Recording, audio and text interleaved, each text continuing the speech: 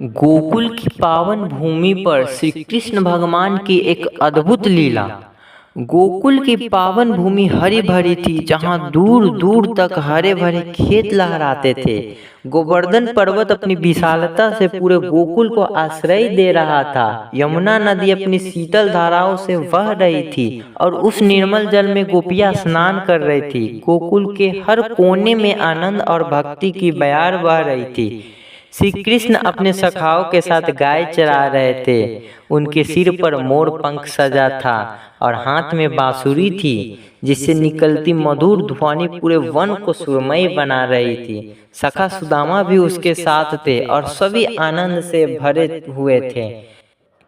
कृष्ण कभी गाय चराते तो कभी अपनी प्यारी गायों को दूध पीते, लेकिन गोकुल की इस सुंदरता को एक विषैले संकट घेरने वाला था। यमुना नदी में एक विषैला सर्प कालिया नाग आकर बस गया था। उसकी जहरीली फुफकार से यमुना का पानी काला पड़ गया था और नदी किनारे के पेड़ पौधे सूखने लगे थे। जो भी पशु पक्षी वहां पानी पीते वे तुरंत मर जाते।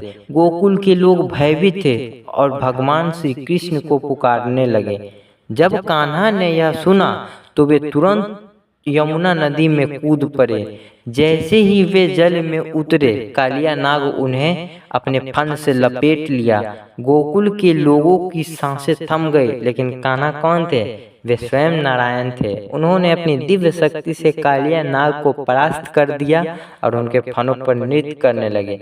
उसकी लीला देखकर गोकुल वासियों की आंखों में आश्चर्य और भक्ति के आंसू आ गए।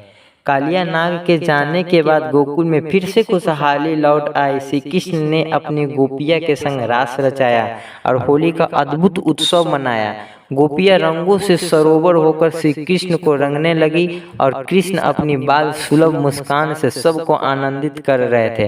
राधा रानी भी इस प्रेममय होली में श्री कृष्ण के साथ रंग गए। पूरा गोकुल भक्ति और प्रेम के उल्लास में डूब गया। इस प्रकार श्री कृष्ण ने गोकुल वासियों को संकट से बचाया और उन्हें प्रेम और भक्ति का मार्ग दिखाया। उनकी लीला युगों युगों तक भक्तों को आनंद देती रहेगी। राधे राधे। अगर आपको श्री कृष्ण भगवान की यह लीला पसंद आए तो मेरे चैनल को सब्सक्राइब करें और लाइक करें।